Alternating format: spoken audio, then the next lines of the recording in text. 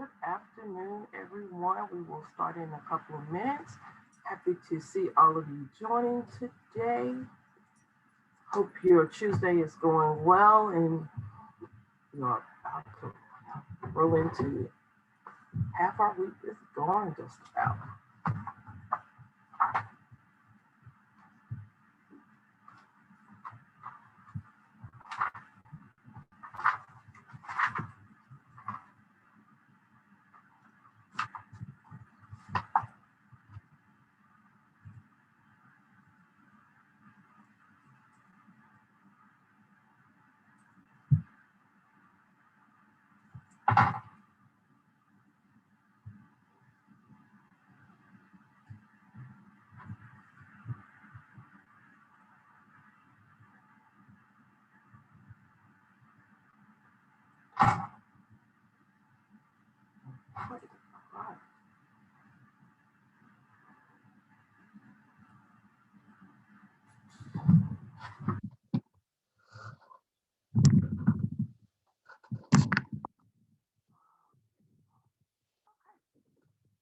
Go ahead and get started.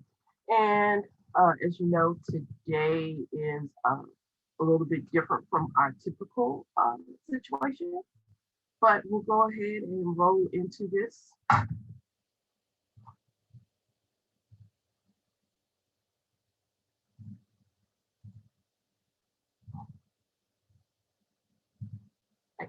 So today we're going to continue with some updates and then open it up for some questions and answers. And then I added in an opportunity for shout out and happenings. What's happening in your district? This kind of. You want to say something to about what's going on or share? We'll have an opportunity for that, and then we'll end with resources and call it a wrap for 2020 on GT20 Tuesday. As you know, probably starting in October, I started adding in this slide and I updated it this time to include so that we can kind of see where we've gone with our COVID data from the last time we met was November the 8th, really thinking, oh, it's been a month now. And then going into this month at the 7th and looking at how we've had a jump and then a drop and looking at those numbers and looking, where we're pretty much for month parts, we have doubled in the number of cases and how many students have been identified, how many staff members have been identified. So as we go into our next season and our wonderings, just take the time to be careful, recognize your symptoms, what is going on with your body, and making sure that you are staying safe and the environment that you're working with is safe. Because we like to keep you here with us. And so just being cognizant of what's going on and going there. So at this time, it's our wellness check. So anyone want to throw out some comments or want to hop off mic, unmute themselves and just kind of share what's going on, how you're doing, how well are you, and what's going on in your district. I know some of you may be, as you saw by the numbers, might be back in the school. Some of you had an extended Thanksgiving break. Some of you might be moving up your Christmas break or actually extending Christmas break to give a little time for those in between. So anyone want to share or give any comments or just come let us know. We've got different things going on across the state. Or if you just well and healthy or good things are going on with your life, let us know. I'm always good to talk about my nephews. So, the Tennessee Titans actually got to start a whole game and play the entire game for the Titans, and then they've lost to won a couple, but his name is being called out on the field. So if you're Aaron Brewer on 62, that's my nephew. And then the oldest is actually doing more supports for the family and working on finishing up his degree. And so we're looking good here. My mom is well. I'm doing good. So we're doing well. I hope everyone else is okay out there. I know Patty Rondon was out with COVID from Region 1. Now she's back with the region and working. So I haven't heard anything else. I know there has been a struggle in Region 19, Region 17, Lubbock area. And so we're just going to keep you in our prayers and making sure that we just, lift them up and keep them, because, it's hard doing the job that we do, plus do the job of others. And for some of you, or I know that you have multiple hats, but, trying to assist your other coworkers with some of those things as we are in this virtual world. So just kind of a few more updates, just to remind you where you can find the information if you are ever wondering on anything to update yourselves on. The main page for the COVID information is there, and then the instructional continuity, and then our SPAD populations information. So those are there. Pretty soon we'll probably come up with some more updates, but it's been pretty quiet. I think the last main update that I did see was dealing with attendance, and so that's on the main page.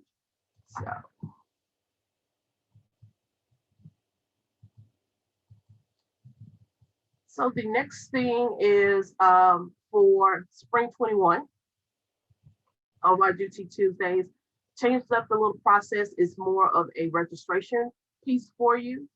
And that is what's shown on the screen is the link to register for those meetings. And you can always go out, step out to look at that, and then use, I think the last time I looked, we have 150 registered. It will register you for the entire series. And then after that, we will go from there. Yes, I will post them in the, knowing someone that's posted them in the chat for us right now. And I did announce them last time and they were in the webinar, but we will get those posted for you for sure. While we're talking about GT Tuesday, so the webpage is being changed up just a touch. So the part of the YouTube, the videos will be on TEA's YouTube page. Some of them will not make it there just because of some formatting issues, but they will not be available via link. But if you will email me, I will be able to share that out back to you. So the next thing is our guidance documents. We've gone pretty much over those during this season. And so take a moment.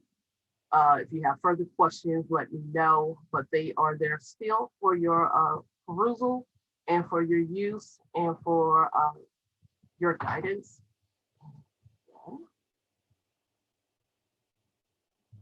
And if you're not getting announcements from the agency or GT, please do sign up as our Gov Delivery registration link is on the screen. And let me take 1 minute and get those for you.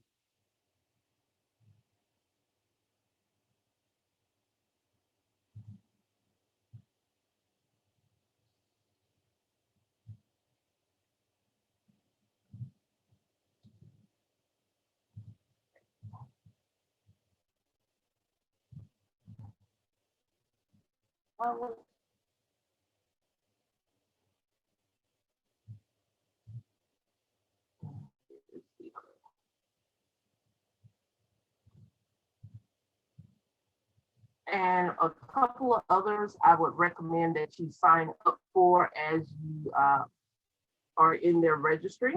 I would recommend signing up for the To the Administrator address letter, and then the my counterpart who spoke with us a couple of months ago with K. Humes, so the advanced academics. So look at the to administrator address, especially that will get you pretty much anything that comes from the agency that is high level that's going out to most administrators. If those are something that you're interested in, I would recommend that you jump on that one. And then also look at advanced academics as they're putting out their information um, also. So once you go in, you can sign up for all the newsletters that pertains to your work streams and the materials that you work with. So, I always like to remind you of our definition of what of our state and the programs that we are serving. And so just remember, we're looking at those students who perform at or shows the potential for performing at a remarkably high level of accomplishment when compared to others of the same age, experience, or environment, and who exhibits high performance capability in an intellectual, creative, artistic area, possess an unusual capacity for leadership, and excels in a specific academic field. So those are the things that we look for, and as we strive to go to the next level with our services. And then our program services, what we're looking for is to make sure that those students have the ability to demonstrate their skills and their self-directed learning and thinking, research and communication as evidenced by the development of innovative products and performances that reflect their own individuality, creativity, and are advanced in relation to students of similar age, experience, or environment. And that our high school graduates have participated in services, or GT students will have had the opportunity to produce those products or performances of professional quality as part of their program services. As I've been working with and reviewing content for actually a couple of areas here at the agency, it's becoming very evident that some of these things that we're looking for and we take somewhat for granted that should be out there, and then when we start having those conversations, really like they don't get it. It has been a struggle, and it's been really a teaching moment for others to understand what we mean by self-directed learning, those thinking skills, research, and communication, how they put that into their programs as not a extra piece of work for a kid or afterthought, I'll put it that way. And so they're really working to make sure it's an intentional thought that is building on, or not necessarily an additional piece that really has no relevance to the materials that they're teaching. So I've been trying to get it down. All right, so that takes us to, as you know, I said this is your question and answer time. So you got a question for me, either can put it in the chat, I see one already, or I'll let you come off mute. So let me do the one in the chat first, and if I can answer it off the top of my head, I will. If not, I will research it and then share it back when we come back, because our next one is January the 5th. Okay, how can the high school students complete this task when we accept AP and IB classes as a way to serve our gifted high schoolers? Okay, so when you look at your AP and IB classes, you have to really think, how do you want, and most of them have some kind of product or performance that they do with that class. And that product may be as simple as a paper, but that paper needs to be differentiated for those GT students. So they've got a different rubric that they're using, or something has been finessed some way for them, or there's a little more expectation, because it's not just sitting there and saying we're going to accept the AP IB class as is. It is looking at how do we improve those classes for our GT students. Because if you remember, AP is not designed for GT students. It is designed for all students to have college access. A lot of them do use AP, a lot of you do use that as your GT services, but you still have to expect that they are differentiating their curriculum for our GT students. So that's where you have to look for, how do they build that in? What are those expectations? How does that paper look different? How does that product look different? What is that next level that you're looking for? And so let me go back to Abby's question, and then I'll go to Monica. Okay, actually, I'll do Monica's. Is that expectation stated explicitly somewhere on the TA website? It's probably not. Probably have to look to see how it is explicitly stated. I have to look at the guidance document, see if we do state it that way. But then I will also go back to the state plan, because the state plan will say that we're looking for that depth and complexity, looking for those pieces there, especially if you look at the header of our state plan for curriculum and instruction. So I will go there first, but I will look to be sure that there is an explicit statement somewhere, because I don't know if there is one out there like that, but I will check. So going back to Abby's question, when providing professional development for staff, does the presenter need to have their 34 hours? What about conferences? Can the keynote serve as a GT credit? Couple of things to think about with that question. Typically, you are looking for someone, if they're going to be presenting for a GT, you want them a qualified person. At the bare minimum, you're probably looking, do they have their 30 or a degree or something in GT?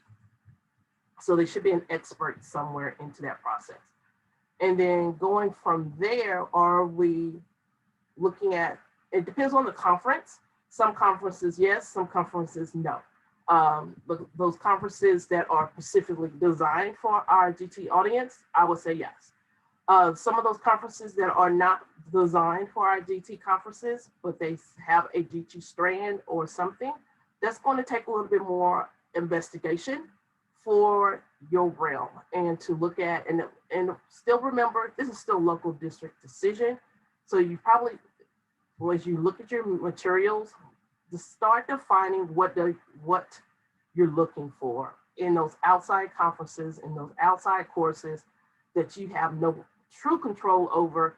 Because when you're contracting with someone or using certain people, you have a leeway of saying, I needed to cover this, I need the people to be this. When you're looking at a conference, you have less leeway in that, but you have the guidance to say, this is how I want it to work. This is in either it's a pre-approval, or those people have to know that they're bringing an agenda, the PowerPoint slides, or something to get approval for that course, for that credit.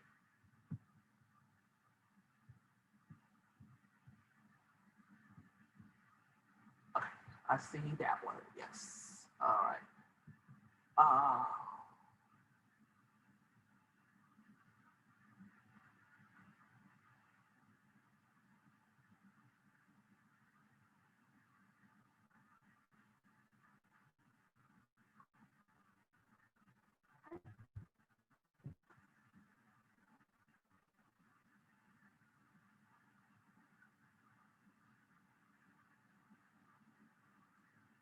And I'm just reading the chat, so I'm getting some reaffirming comments or added on pieces. Also, so there's also looking at how they're tracking professional products and performances in those other areas, such as, those, because you got to think, sometimes they can also fall into your leadership components, but then those other courses and those other out of school options. Have to think about how do we term that. So looking at those as you go forth.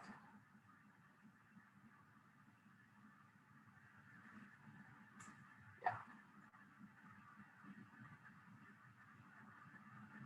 So yeah, we're looking at how they're different from those regular versions of those courses.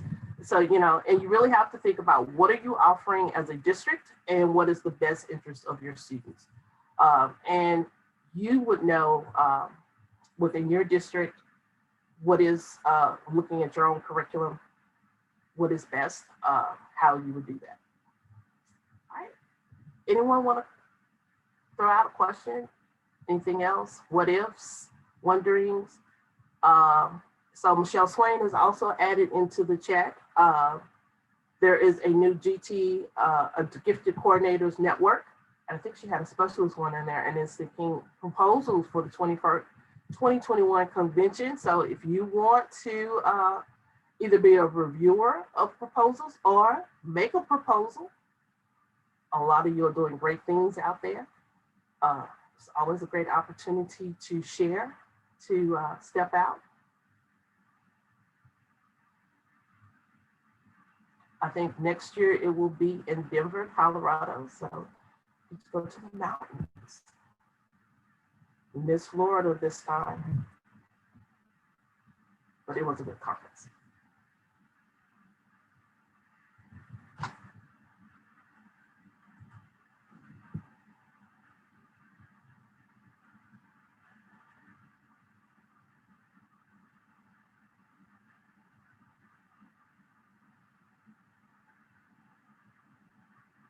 Okay, so Amber put in the chat that from the old FAQ number 17, basically stated what I stated about IB and AP courses. Thank you, Amber.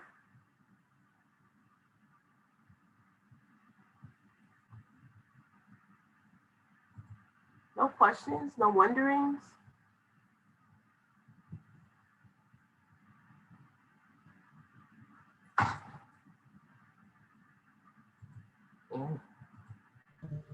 Monica, if you'd like me to take a second to just expound a little bit on the new Gifted Coordinator Network for NAGC, since there don't seem to be a whole lot of questions coming through.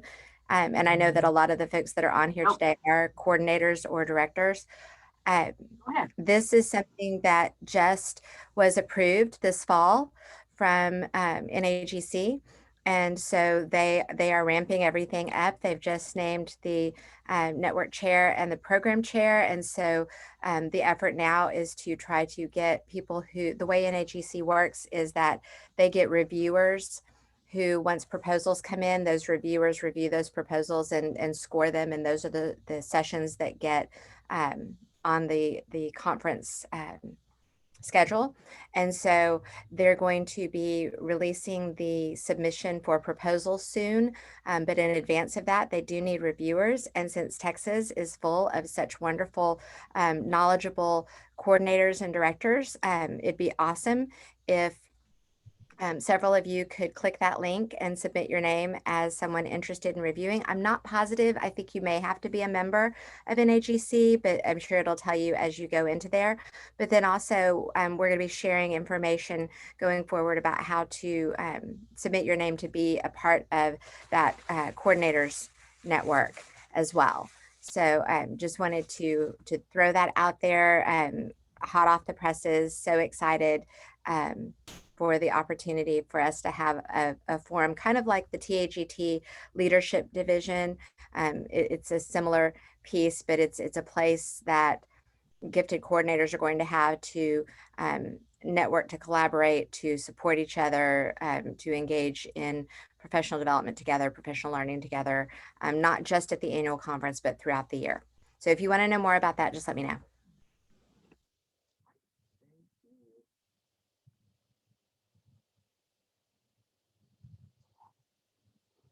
Okay, so the FAQ, so the previous version is still available on the website. We are phasing that one out. Most of those questions have been reformatted into the interpreting guidance document webpage, and I will share that link a little bit in the PowerPoint in a few minutes. And I believe they're pretty much it's the same language, and so, but I will make sure you get that.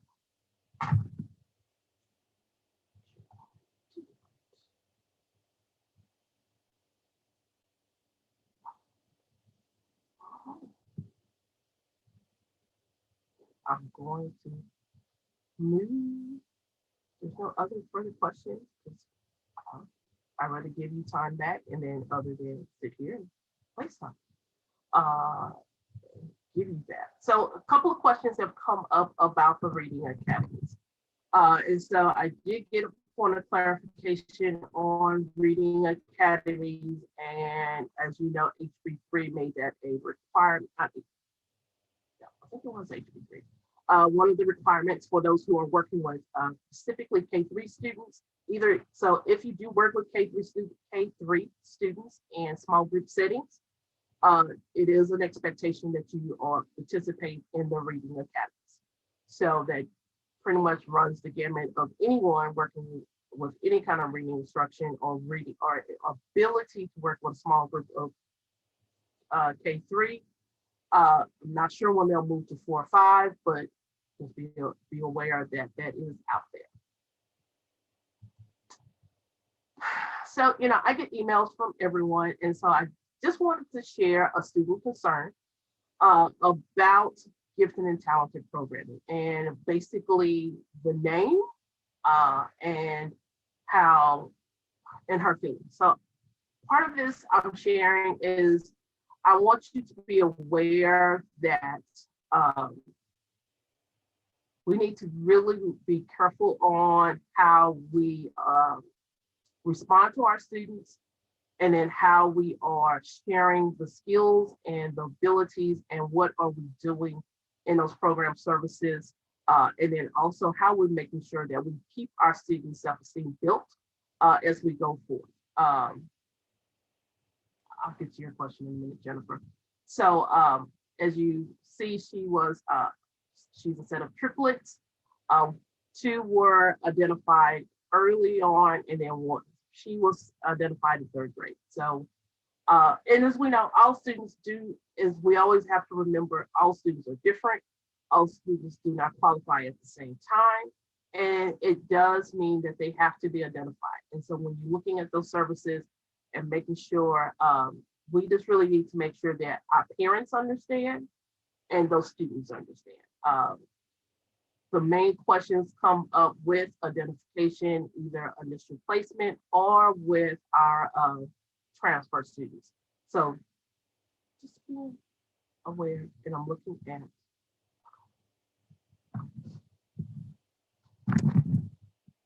So going to questions.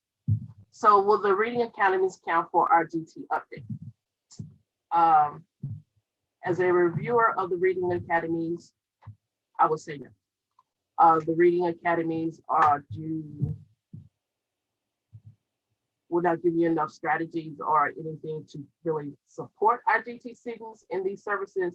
I will put that as a back burner thought process to after I've finished reviewing some more of the course. But currently right now, I would say it does not meet the qualifications for a GT update.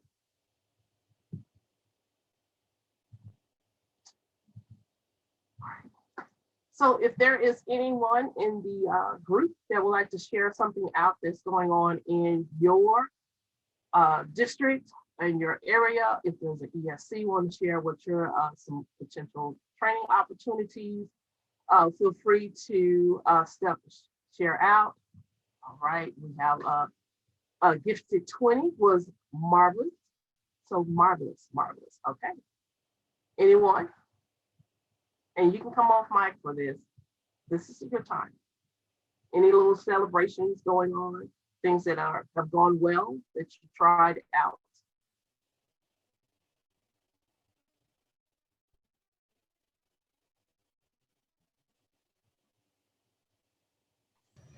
Monica, I'll share. This is Nancy in Socorro ISD.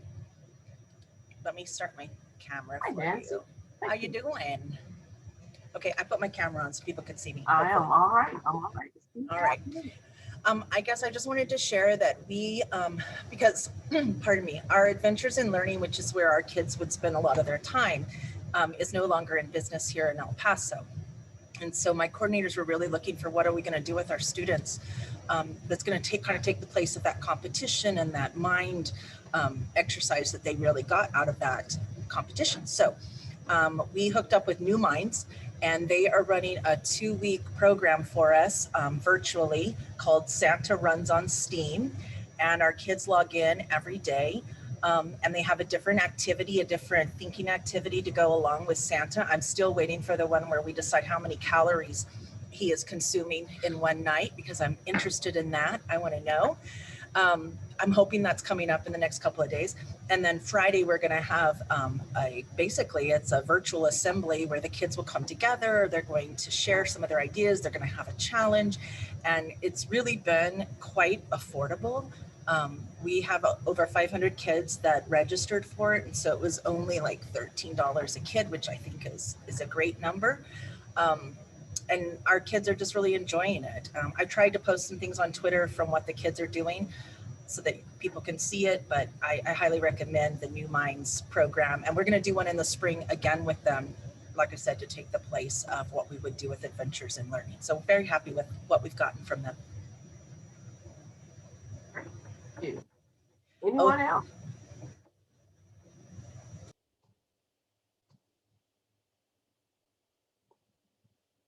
I know there's great things going on out there in the state of Texas. You are all marvelous.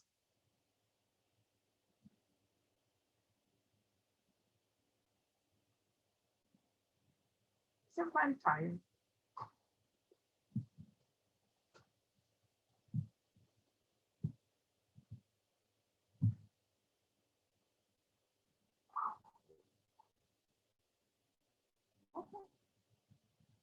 If no one has a chat, I'm going to do a couple of poll questions. So basically, first tell me what level do you mainly work with? Is it elementary, middle school, secondary, or all levels? I know some of you are all levels.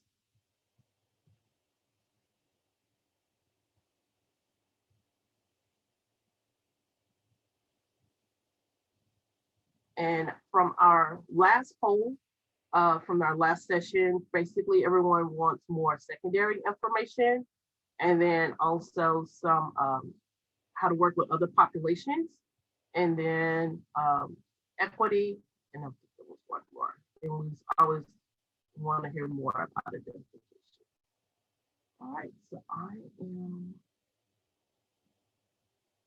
going to end that poll. And let's see what our results are. So basically, pretty much all of you are working with all levels. And then our next one is our elementary specialists. And so I want to, and then just let me know who you are in the group who's participating today.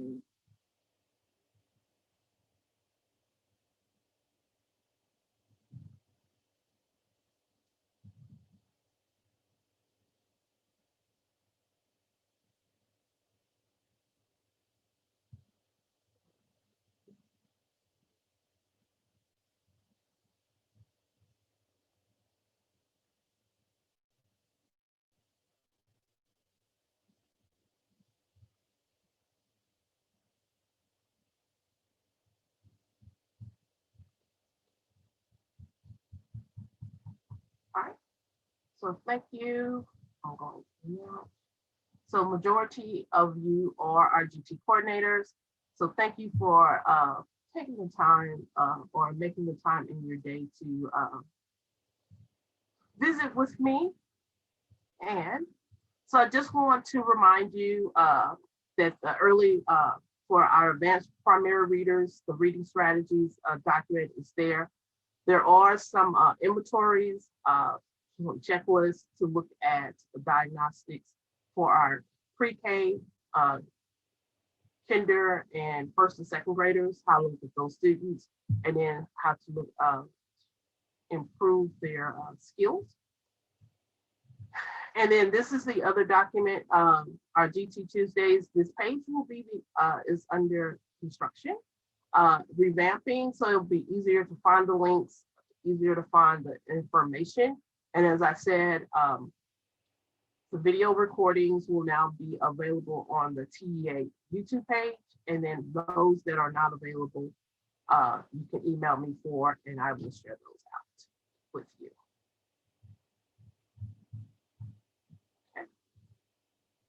Okay. Once again, Texas Home Learning, pretty much pretty soon, all of them will be pretty much ready to go.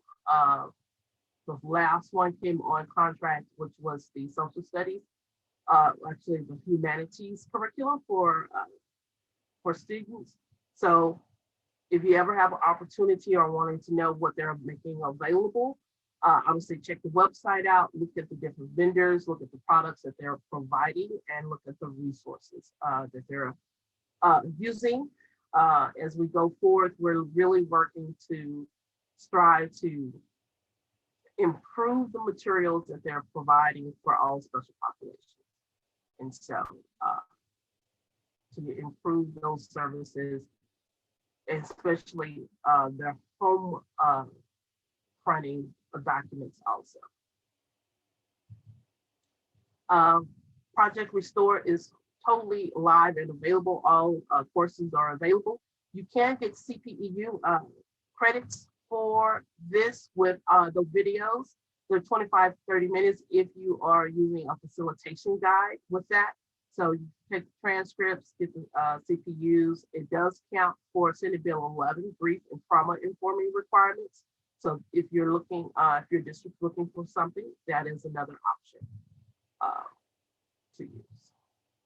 And then just to wrap up, I want to say happy holidays. I hope that everyone takes a moment to rest, relax, do something for yourself, enjoy your family and friends.